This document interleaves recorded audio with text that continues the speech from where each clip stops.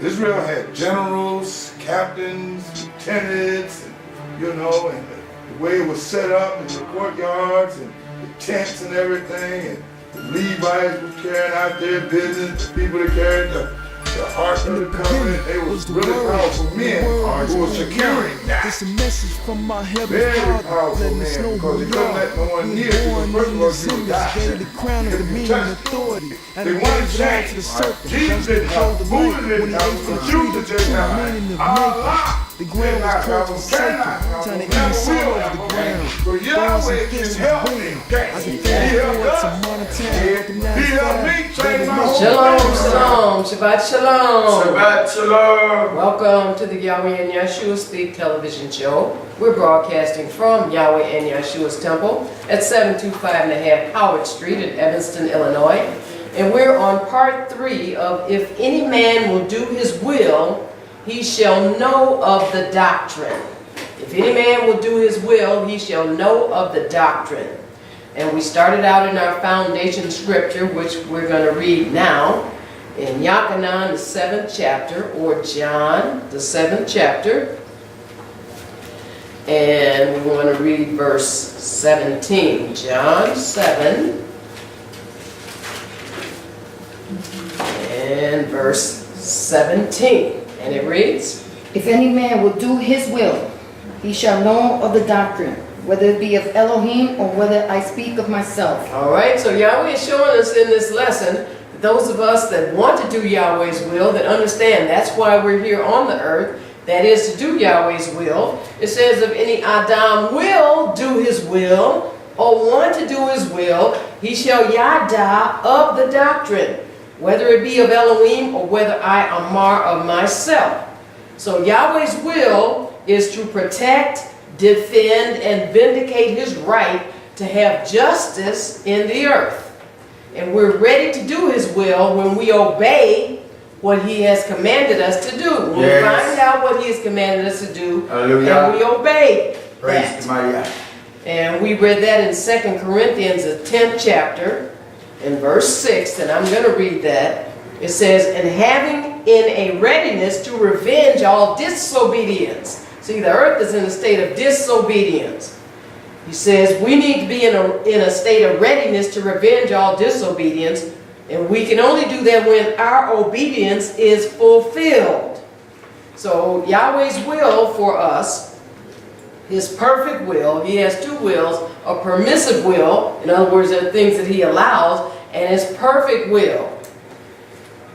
His will and our mission that he sent us to the earth for is to address and correct problems in the earth. Yes. Because he said he wants his will to be done in earth as it is in Shemaiah or heaven. Hallelujah. So he has sent us here to be part of those that are addressing and correcting things that are not being done in the earth according to his will in heaven. That right? So Yahweh started showing us on the last show that there are paganisms that are being done in the earth. Yep. And some are clear cut. We saw like Christ Mass. Okay. People celebrating December 25th as Yahshua's birthday. Okay. And then they're putting up the Christmas tree and all that other stuff. So that's a paganism that has crept into the Bible. Yeah. People have inserted into the Bible. Yahweh showed us in Yirmiah the 10th chapter where it describes the practices of the heathen that he tells us don't do. That right? And so we understand that's clear. But then there's other paganisms that Yahweh is showing us which are shrouded in mystery. They're not as clear cut, and what we do is we find out what those shrouded or covered up paganisms are as we go on our missions. Hallelujah. And Yahweh is revealing to us yes, he has. Yes, he will. Those paganisms, some of them were adopted by the nation of Israel, and now they're being taught as doctrine, as Yahweh's doctrine. And so Yahweh wants to address and correct those doctrines that the nation of Israel has started teaching, which are really paganisms. Y'all tell ladies. Let's go to Luke, the 17th chapter. Luke the 17th chapter. So Yahweh reveals these shrouded or these covered up or these mysterious paganisms that are not as clear as Christ Mass. He reveals them to them as we go on what he tells us to do. We may not know the fullness of what he tells us to do, because as the Ruach said, he doesn't tell us from A to Z. But he tells us little by little, and when we do that, he'll tell us something else when we do that. Then he starts revealing these paganisms that are being taught by Israel as his doctrine. Luke 17, let's read verse 14, please. Hallelujah. And when he saw them, he said unto them, Go show yourselves unto the priests. And it came to pass that as they went, they were cleansed. So now, these were some lepers, and they had leprosy. But what happened? They started being healed as they went. This is how we start knowing what our mission is as we start doing something at the temple for Yahweh. It says, and when Yahshua saw them, he amarred unto them, Go show yourselves unto the Kohenah. And it came to pass that as they went, they were cleansed. So as we go out on our missions, Yahweh reveals to us the things that are not being done in earth like he wants them to, like they're being done in heaven. Hallelujah. Let's go to Isaiah or Yeshayah, the 61st chapter. So he then releases the things he put in us to equip us on our missions as we go on our missions. He's put some things in us, and he releases those things, and we become equipped to go on our missions. Isaiah, the 61st chapter, and he will have us do many things to prepare for our missions. He will have us do many things to prepare for our missions. Isaiah 61, let's read verse 1, please. Hallelujah. The spirit of Elohim, Yahweh Elohim, is upon me, because Yahweh hath appointed me to preach good tidings unto the meek. He hath sent me to bind up the brokenhearted, to proclaim liberty to the captives, and the opening of the prison to them that are bound. Hallelujah. It says, How Ruach of Yahweh Elohim is upon me, because Yahweh hath anointed me. See, we have Ruach HaKodesh. Yahweh has anointed us to Yarad, told tidings unto the meek. He has sent me, Yahshua is talking about himself, to bind up the brokenhearted, to proclaim liberty to the captives, and the opening of the prison to them that are bound. So now he sent Yahshua. Now let's go to Mark in the Kodesh Barit, New Testament, Mark the 16th chapter, and we're going to see he sent Yahshua and he sent us. Praise the mighty God. All right, Mark the 16th chapter. Sent Yahshua and he sent us. Hallelujah. Mark 16, we're going to read one verse. Verse 15. Mark 16 and verse 15. And he said unto them, Go ye into all the world, and preach the doctrine to every creature. All right, this is the same thing he said in Yeshua, the 6th chapter to Yahshua. He sent Yahshua, he anointed Yahshua to Yarad, told tidings unto the meek. That's the doctrine. Again, if we're gonna do Yahweh's will, we have to know what Yahweh's will is, what the doctrine is, what he said to do. What thus says Yahweh? It says, this is Yahshua talking again, and he amar unto them, Go ye into all the world, and Yarad the doctrine to every creature. He sent us the same way he sent Yahshua. Hallelujah. On my husband's mission, he saw that the body of Mashiach needed more laborers. All right, we're in Luke. Let's go to Luke, the 10th chapter. He saw that the body of Mashiach needed more laborers. All the time. And as he went on the mission, he found out why the laborers were few. Because it's a pagan doctrine that the nation of Israel was teaching. That caused the laborers to be few. Praise the mighty God. That made them lay off half the labor force. Yahweh, so they have to know. And let's start at verse 1, please. Hallelujah.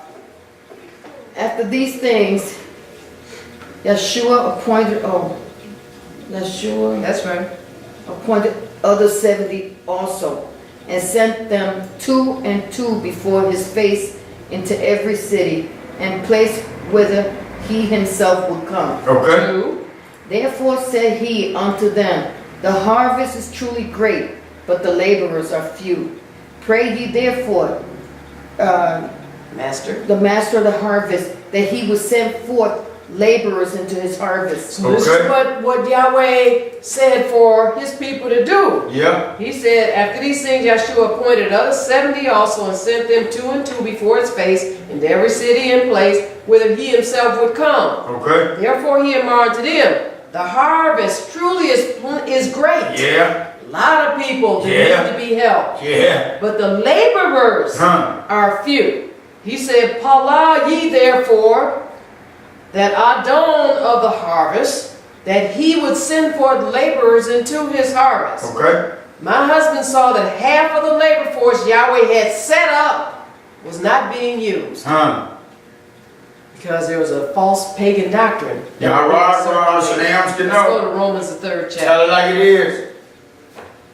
Romans the 3rd chapter.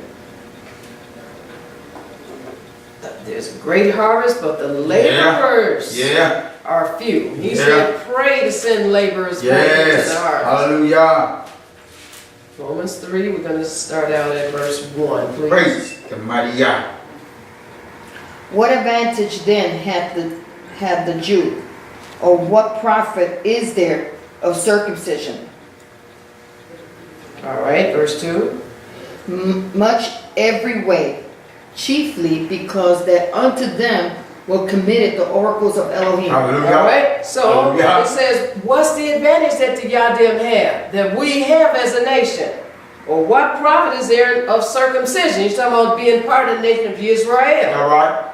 Much chiefly every way, because unto them were committed the oracles of Elohim. Okay. So were the oracles committed to both men and women of the nation? Yeah. Or just to the men? All right, so Romans the 3rd chapter, verse 1 and 2 says, what advantage then has the Yadim, or what profit is there of circumcision?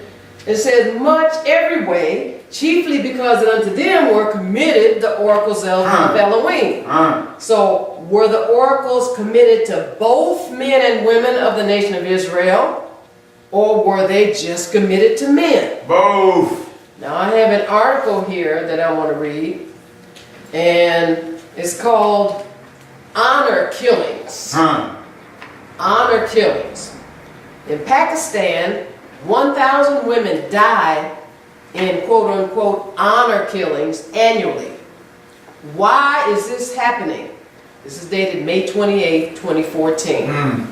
Police said a 25-year-old woman was stoned to death in a so-called quote-unquote honor killing outside a court in Lahore, Pakistan, because she married the man she loved, an action that many Pakistani families believe bring dishonor on the family. She was supposed to marry her cousin. Around a dozen men, including the woman's father, 2 brothers, and former fiancé, attacked her with bricks. On Tuesday, a pregnant 25-year-old woman was stoned to death by her family for marrying a man she loved. The stoning took place in the middle of the day, outside a courthouse beside a busy thoroughfare. The woman and her husband had been in love, her husband said, and they'd gone to a courthouse to sign the paperwork. Outside, the woman's father, brothers, and extended family waited. When the couple emerged, the family tried to snatch her, then murdered her. I killed my daughter as she had insulted all of our family by marrying a man without our consent. And I have no regret over it, her father told police, adding that it had been an quote-unquote honor killing. There's no reference to stoning in the Quran. Still, honor killings claim the lives of more than 1,000 Pakistani women every year. Wow. 83% of Pakistanis support stonings for adultery, according to a survey. Even those who chose over Islamic fundamentalism overwhelmingly favor stonings, according to the survey. Some fundamentalists think that only through the murder of an offending family member can honor be restored to the rest of the family. Honor killings predominantly affect women. Yeah. 943 women were killed under such circumstances in 2011, and another 869 in 2013. Though not all of them were stoned, some were just gunned down in cold blood. One man in Punjab province suspected his teenage nieces of having quote-unquote inappropriate relations with two boys. So on January 11th, he killed both girls. Confessed and said he did it for quote-unquote honor. Another teenage girl living in Sucker was allegedly shot dead by her brother while she was doing homework because her brother thought she was sleeping with a man. One mom and dad killed their 15-year-old daughter with acid because they said she looked at a boy and they quote-unquote feared dishonor. There was a boy who came by on a motorcycle. Her father told the news, "My daughter turned to look at him twice. I told her before not to do that. It's wrong. People talk about us." The mother added, she said, "I didn't do it on purpose. I won't look again." By then, I had already thrown the acid. It was her destiny to die. Those who are stoned in an honor killing are oftentimes accused of committing adultery. Both genders face stonings in Pakistan and across 14 Muslim countries, but women are more frequently the target. In countries such as Iran, where stonings are legal and widespread, men often have more options than women. If accused of adultery, men have the means to hire lawyers or flee. But these options are closed to women. It says honor killings and violence against women in Turkey. So you might say, okay, it's only in Pakistan. No, it's not. April 2006. According to the report, 1,091 honor crimes have been committed in Turkey between the years 2000 and 2005. According to police records, 29% of these are due to issues of honor, 29% to disagreements within the family, 15% to extramarital affairs, 10% to blood feuds, 9% to sexual harassment, 3% to rape, 3% to disagreement in marriage arrangements, and 2% to other reasons. Suicide should also be considered within the framework of honor killings, because in most cases, the woman in question is forced to kill herself, or she may kill herself knowing what awaits her. Okay. The whole question of shame and threats within the community ensures that no one is willing to be a witness, and the deaths are usually explained and registered as either accidental or suicide. Now the question is, where did these men get the idea that they could kill women with no consequence? Yahweh's going to show us it comes from this doctrine, this pagan doctrine that the nation of Israel accepted and is teaching as doctrine. Tell it like it is. All right, it says some 5,000 women fall victim to honor killings around the world every year. Honor killings occur in Afghanistan, Bangladesh, Brazil, Egypt, India, Israel, Jordan, Lebanon, Nigeria, Palestine, Peru, the United States of America, the United Kingdom, Italy, Norway, Sweden, Germany. It says it's impossible to accurately determine the number of honor killings because of shame and threats within the community. Witnesses are not willing to speak up, and the deaths are usually explained and registered as accidents or suicide. In many countries, women are not even aware that a crime has occurred, and they may sometimes think that the punishment is deserved. So you see how they brainwash the women too. Yeah. So where did men get the idea that they could kill women with no consequence? Let's go to Matthew's, or Matthew, the 5th chapter. Look at you, Matthew's the 5th chapter.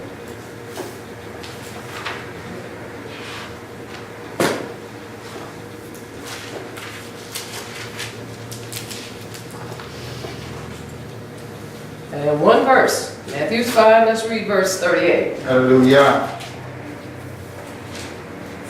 Ye have heard that it hath been said, an eye for an eye, and a tooth for a tooth. All right, so here it says, you have Shema that it have been amar, an eye for an eye and a tooth for a tooth. Well, when you read the rest of this, you're going to see Yahshua straightens it out. Okay. Because people think in their natural carnal mind, and Yahshua came to bring it back to the spiritual level, the way Yahweh Praise instituted. That's right. You have heard that it had been said, an eye for an eye and a tooth for a tooth. But when you read down further, you see where Yahshua straightened it back out. Again, Yahweh set up some things in the beginning. Right. And he never set up anything where men could feel justified in killing women and making up these different rules. Right. Y'all right, but it all stems on our forefathers having received the oracles and not having stood up and taught them in the way that they were supposed to be taught. That's right. Not having received the spiritual revelation that Yahweh was giving them about the oracles. That's right. So there are people that are still stuck. Why? Because everybody's modeling after the nation of Israel. And they're still stuck on the natural eye for an eye. They're still stuck on the natural explanation for it. Right. All right? It says, what are honor killings? Honor killings are a form of extreme punishment exacted to regain family honor in the wake of what is considered a sexual crime such as adultery or other sexual impropriety and homosexuality. The Justice Study identified 4 types of honor killings: honor violence, forced marriage, honor-based domestic violence, female genital mutilation, and honor killing. It says Pakistani woman burns daughter alive for eloping. So you see how the women, they've been brainwashed too. Right. And honor killing is perceived by the perpetrator to be a way to restore honor to the family in the face of a perceived damage. Those responsible for committing the killings can be parents, husbands, siblings, or extended family members. It says, do they happen in the United States? Almost certainly. The Department of Justice estimated in 2014 that based on U.S. demographics, 23 to 27 honor killings occur in the United States each year. But because of inadequate tracking systems, they failed to collect the necessary information on homicides. There's no reliable summary of honor killings in the United States. And y'all was going to have me read something on Hebrew honor killings. So who are the victims? The average age of an honor killing victim is 23. And women make up 93% of those killed, according to a study of the English-speaking media on honor killings worldwide in this justice report. The most common victims are teenage girls who average 17 years of age, and older women who are 36 on average. Now, where did men get the idea that they could kill women with no consequence? They got it from the lack of diligence of the nation of Israel to keep the oracles and pass out spiritual understanding of them.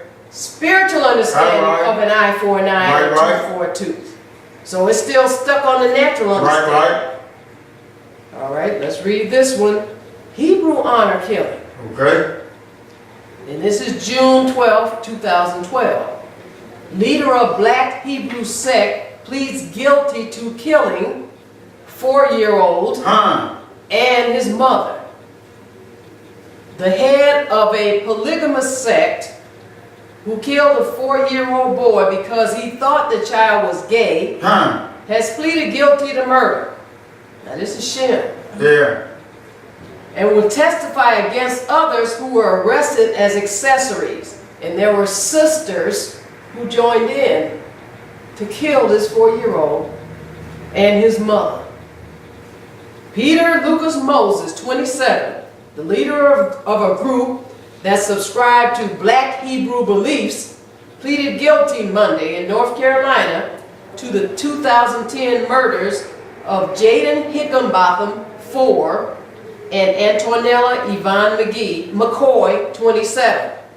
Moses faces 2 life sentences, but will avoid the death penalty because he will testify against his mother, brother, and sister who helped him do this killing. Moses led a group of women and children who called him Lord, authorities have said. They all lived together in a home in southeast Durham, North Carolina. A woman who left the group told police that Moses had killed Higginbotham, the child, because he thought the child was gay and believed he had touched one of his own sons inappropriately. Higginbotham slapped Moses' son on the bottom. Moses ordered Higginbotham, this is the child's mother, to quote-unquote get rid of the boy. But in October 2010, he took the child into a garage, shut the door, and shot him.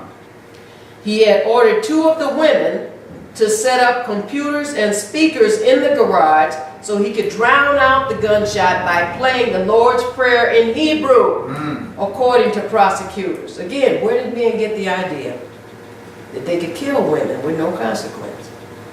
The informant also said that Moses ordered the death of McCoy, this is talking about the mother, 2 months after the child's death, when he found out she couldn't have children and that she wanted to leave the group.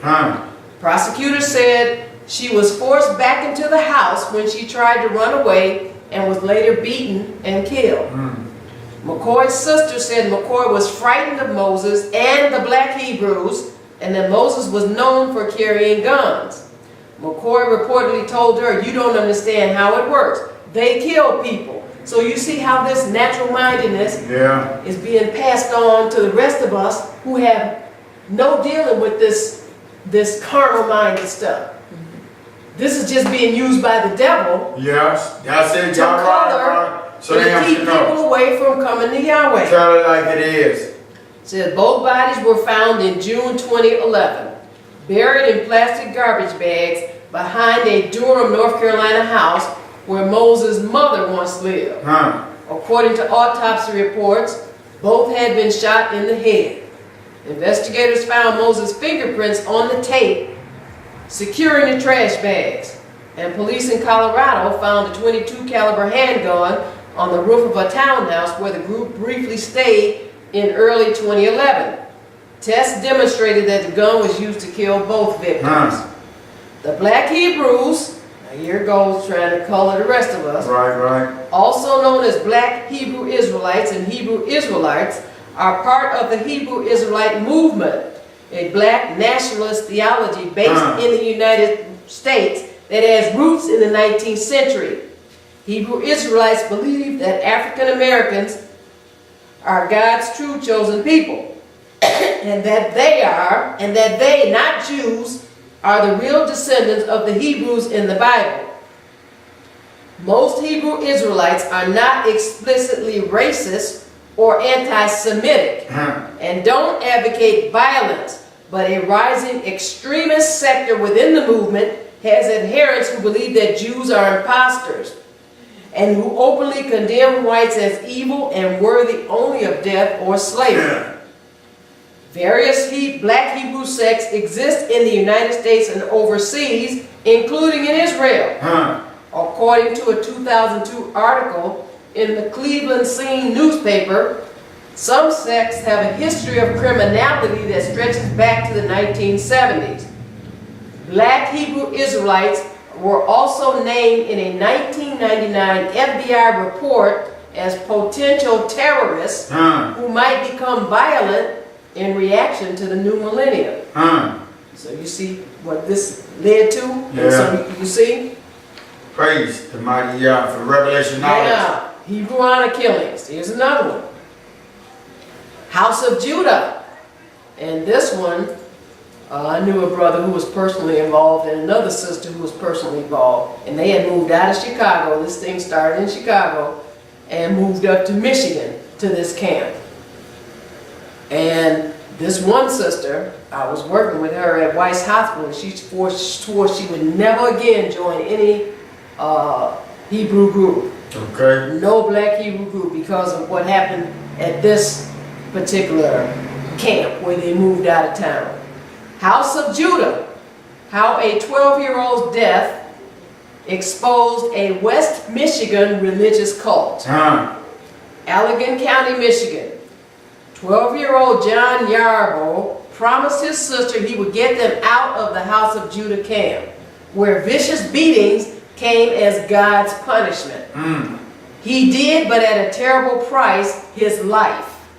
His young body eventually gave out after repeated whacks from Big Mac, which is the stick used to bloody and bruise the followers of self-styled prophet William A. Lewis, who strayed from his commandments. The 1983 death, which led to slavery convictions against Lewis and his lieutenants, and a manslaughter conviction against the child's mother. So you see, the mother was brainwashed and thinking that this was right. Exposed to a national audience, the brutal, secretive camp in rural southwest Michigan. Court testimony would describe inhumane attacks, a hot iron to the young boy's face, burning coals put into a man's mouth, scores of licks administered to bare, bloody buttocks from a heavy wooden axe handle, while victims' arms and heads were held in a whipping block. So it's like, dangerous. Again, carnal. Yeah. But it stems from the nation of Israel teaching in carnality instead of spirituality, what Yahweh said, look, an eye for an eye, but now let me explain to you what that Yahweh meant by that. Spiritualness. He wasn't talking about anything natural. It says, often the public beatings drew cheers from followers. Says an unrepentant Lewis, who subscribed to a literal interpretation of the Old Testament and believed he was God's representative, convinced his followers that they, as a congregation of black Hebrew Israelite Jews, were the chosen people and true Israelites. Others, black, white, were heathens. John Yarborough, this is a child's transgression, was that he was caught watching TV instead of doing his chores. For that he suffered several days of beatings. He finally collapsed, unable to drink a glass of water from his brother Daniel. Dying, he was thrown in the back of a pickup truck and taken to a South Haven, Michigan hospital. He died July 4th, 1983. Now it says it's 30 years later. House of Judah, deadly anniversary for West Michigan religious cult. 30 years later, the nightmares linger. Like I said, I worked with a sister, and she said, under no search, she said, you just don't understand what happened there. And I knew a brother, and he was telling me how this man, Lewis, said since he was a prophet, he could have all the women. And they were, and the brother stood by and allowed him to have sex with all of their wives. And he told them that was righteousness. Again, he always said, put no trust in man. That's right. Man will utterly supplant. Put no trust in man. Hallelujah. 30 years after this child's death, the horrors of the House of Judah still haunt many. Former members said the camp, a cult, destroyed lives, in particular those of children. Children were forced to work long hours raising crops and animals. They suffered beatings and in some cases sexual assaults. They watched their own parents being locked in stocks, beaten with Big Mac, which is that stick. Says, I've seen a lot of brutality in this job, but that was about as brutal as I've ever seen, said a retired FBA special agent, Gene DeBott. The House of Judah case made national headlines. Lewis died in 2004 at the age of 84, but he was not shy in front of the cameras. He gave several interviews extolling his virtues and that of his teachings before a federal judge sent him to prison. No remorse, just sad. In the isolated camp, which was patrolled by armed guards, children like John, who had tried to escape before, had nowhere to turn for help. They lived in a trailer, like every other structure on the camp, which was painted blue and white. John's sister Latoya once said he vowed to get them out of the camp. It said she did not want to be interviewed. 30 years later, she said she did not want to talk about her brother or the camp. And she lives in Alabama. She said not far from where Lewis set up a second House of Judah camp after her brother was killed. So there are still people that are part of that camp. Yeah. Like what does it take? How blind can you be following a man? Said in an email, she said, I put all that behind me. I had a rough time as a child dealing with the mishaps of my childhood. Her mother, Ethel, was convicted in 1984 of involuntary manslaughter for her son's death. She was sentenced to 4 to 15 years in prison. And prosecutors say she landed the final blow. Others from the House of Judah were convicted of lesser charges in state court after the boy's death. But Lewis was acquitted of child cruelty charges. Similar charges against his son, William Lewis, and others were also dismissed. So it just talks about how it was rooted in Chicago, and so the people moved out of Chicago to that crazy stuff. Let's go to Ezekiel, the 2nd chapter. So where did men get the idea that they could kill women with no consequence? And we see kill children with no consequence. Yeah. From the lack of diligence of the nation of Israel to keep the oracles and pass out spiritual understanding of what Yahweh said in the Bible. Right. We dropped the ball. Big time. Ezekiel 2, and we want to start at verse 3. Ezekiel Hallelujah. 2 and verse 3 is sad. Well, let's learn from that. Yes. Ezekiel 2, let's read verse 3, please. And he said unto me, Son of man, I send thee to the children of Israel, to a rebellious nation that hath rebelled against me. They and their Abbas have transgressed against me, even unto this very day. Now this is where our forefathers messed up. Okay. That's why Yahshua came, to bring us back Right. to the Praise spiritual understanding of Right. what he put in the word. Right. This is not just a natural book. No, it's not. This is a spiritual manual. Yes, it is. Y'all right. It Tell me says, it is. and he amar unto me, Baal of Adam, I send thee to Haban of Israel, to a rebellious Goe, that have rebelled against Yahweh, against him, Yeah. what he said to do. And their Abbas, have transgressed against me, even unto this very Yowm. That's right. So the day that we're reading it, You right? there are still those in the nation that are teaching these, Yahweh's going to show us, they came from paganisms, Okay. but they're shrouded so deep, and now they're being taught as doctrine among Yahweh's people. Y'all right. Not his spiritual people, Right? but among natural Israel. Yeah, natural minded. And we all had to come up higher. We had to come up to spiritual. Yes. He said they rebelled even unto this day against Yahweh. They're still in rebellion as a nation. Right. All right, verse 4. For they are impudent children and stiff-hearted. I do send thee unto them, and thou shalt say unto them, Thus saith Yahweh Elohim. Now this is what my Ish, and me, because that was his Ishshah, was sent on the mission to do. Praise. And we're not the only ones that are sent on the mission.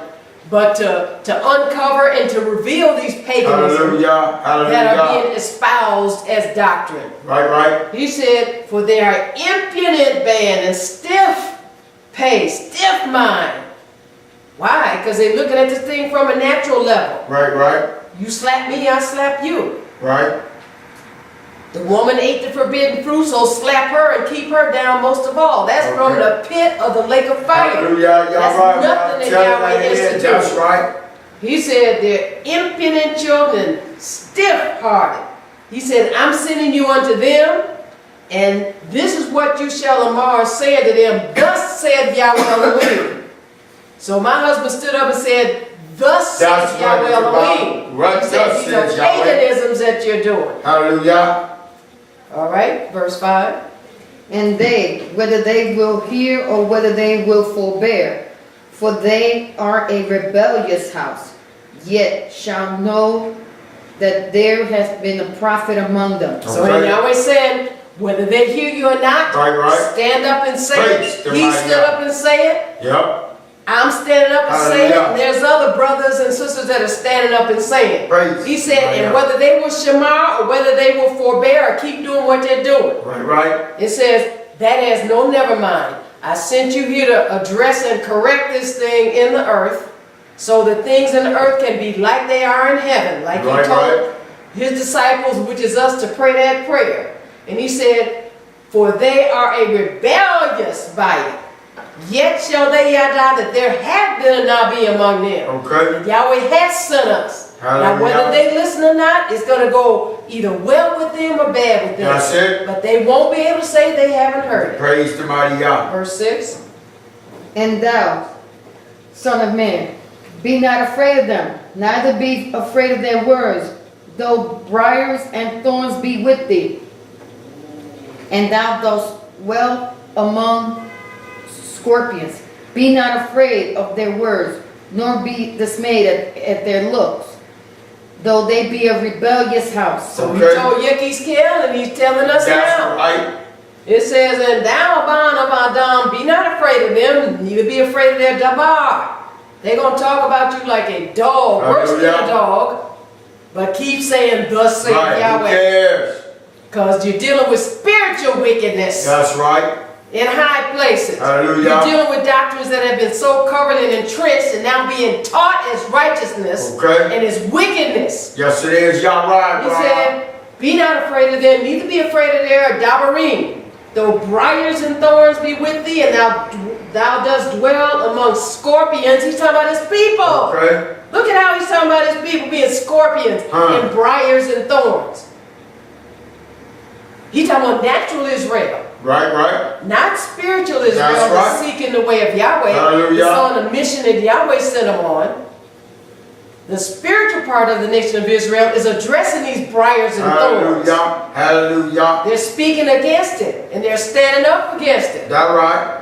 He said, be not afraid of their dabarim, nor Never, be dismayed at their looks, Never. though they be a rebellious body. Okay. That's why they're throwing thorns at you. Huh. That's why they're going behind your back and trying to get groups against you. That's why they're wishing that the door of the temple will close up, or Yahweh keeps the door open. Hallelujah. That's why Yahweh keeps Hallelujah. financing what Praise he the needs mighty done God. in the That's right, earth, for his regardless of what they Go do. forward. All right, verse 7. And thou shalt speak my words Yes. unto them, whether they will hear or whether they will forbear, for they are most rebellious. He said, you do what I'm telling you to All do. right. That's what Brother Micaiah did. That's what Sister Shelomah is doing. That's what Brother Yahshua is doing. Hallelujah. That's what Brother Anah is doing. That's what every brother and Praise sister the that's in mighty righteousness is doing, is going to continue to do. For thus And says thou Yahweh. shalt amar my dabar, Yes. dabarim unto them, whether they will shamar or whether they will forbear, for they are most, Okay. not a little bit rebellious, most rebellious. Yeah. And the bottom line is, they don't care if Yahweh said it or not. That right. They don't care. They don't. All right, verse 8. But thou, son of man, hear what I say unto thee. Be not thou rebellious like that rebellious Okay. house. Open thy mouth and eat that I give thee. Hallelujah. All right, so we're listening to what Yahweh said. Hallelujah. We are not being like the Hallelujah. rebellious nation of Israel. We're standing up and doing everything that Hallelujah. Yahweh said to do. That's it. Said, but thou, Ban of Adam, Shema, what I amar unto thee. Okay. Be not thou like that rebellious body. Open your mouth and eat that I give thee. Okay. That's what Brother Micaiah did. Hallelujah. That's what I'm doing. Praise. That's what everybody that's standing up and going on the mission for Who Yahweh says is doing. thus And the says world Yahweh. is not going to like you for No, it. who And cares? natural-minded Israel is not going to Who like you for it. cares? But we're not in this walk to be liked. No, we're not. We're in this walk because Yahweh called us on a mission. Do His And will. we're going to finish the mission. Hallelujah. Praise We're going to do everything that does Praise say the Yahweh. mighty Yah. So where did men get the idea that they could kill women with no consequence? From the nation of Israel espousing the shrouded paganism as scriptural doctrines. Let's go to 2 Kepha or 2 Peter, the 1st chapter. And I'm going to read something else. It says, attitudes to women in the Greek and Roman world. Now, you know we're up under that. Right. And this is where the nation of Israel adopted these from.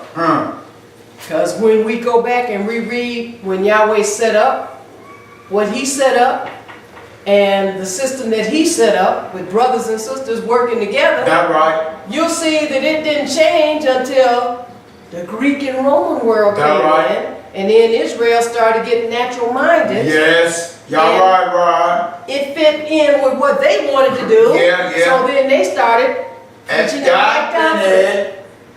Alright, so attitudes to women in the Greek and Roman world. The Greek and Roman world was the environment in which Christianity spread. That's right. And again, this Bible is not Roman Christianity, No, it's but not. people teach Roman Christianity from it. Yes, they do. And they've inserted things into the Bible Y'all to right. make it So match you know. up with Roman Christianity. Tell And her Yahweh, yes. through His power sources, Ruach HaKodesh, helps us to divide it. That's right. So we can know Praise the paganism mighty that Yah. have been inserted in here. Right. All right. It contained a background of thought and practice in which the message of Christ brought freedom and salvation, but it also imposed constraints on what could be done. Okay. As the church strayed further from New Testament teaching, pagan attitudes, including pagan attitudes toward women, Okay. influenced Christianity. And that's what's being taught now. That right. Trying to be taught as righteous doctrine. Okay. Attitudes to women in Athens, for example, were different from those in Sparta, at least in the historical period of the 400 BCs. Women in general were controlled by male owners, fathers, husbands, or masters. The prediction that to Eve that the man would rule over her, let's go to Genesis, and we'll go back to 1 Peter. Let's go to Genesis, the 3rd chapter. Men in their natural-minded state have taken it and thought that the woman was supposed to be slave to the man. Okay. The prediction that he would rule over her, we're going to Genesis 3 and 16, was almost universally demonstrated, and the attitude displayed by men towards women was neither kind nor considerate. Right. So they're in their carnal mind, they think they're ruling over somebody. Okay. Genesis 3, let's read verse 16. Please. Hallelujah. Unto the woman he said, I will greatly multiply thy sorrow and thy conception. In sorrow thou shalt bring forth children, and thy desire shall be to thy husband, and he shall rule over thee. All right, so they just going off of their I know, right? carnal natural I know, mind. right? He shall rule over thee. So then they just say the woman just put her down, put my foot on her neck, Right. and then that's what it's supposed to be. So But we they need to go think- back to the original language, plus we need to line this scripture up to see what Yahweh is saying. Right. But according to the Greeks and Romans now, Hesiod, 800 BC, Zeus, who was the chief of the gods in Greek mythology, created a woman named Pandora and called her an evil thing, a plague to men, an inescapable snare. So this is what people have taken this verse, and they done just threw everything and blamed everything on the woman, but it's paganism that they're teaching. This Pandora was given lies, crafty words, and a deceitful nature. Wow. Out of curiosity lastly, she opened a jar that contained hard toil and diseases, and these spread to men. Wow. So he says in his book, the tribes of men have previously lived on the earth, free and apart from evil, free from burdensome labor and from painful diseases. But then woman, raising the jar's lid in her hands and scattering its contents, devised anguishing miseries for men. Wow. And you can see Crazy. it's throughout the carnal-minded Hebrew community. Right. All of the ills of this world are attributable to a woman, and by extension to all women. This was done by the will of Zeus, who sent woman as a punishment to men for their arrogance. We're in Genesis, the 3rd chapter. Let's get down to verse 17. Genesis 3, let's read verse 17. Hallelujah.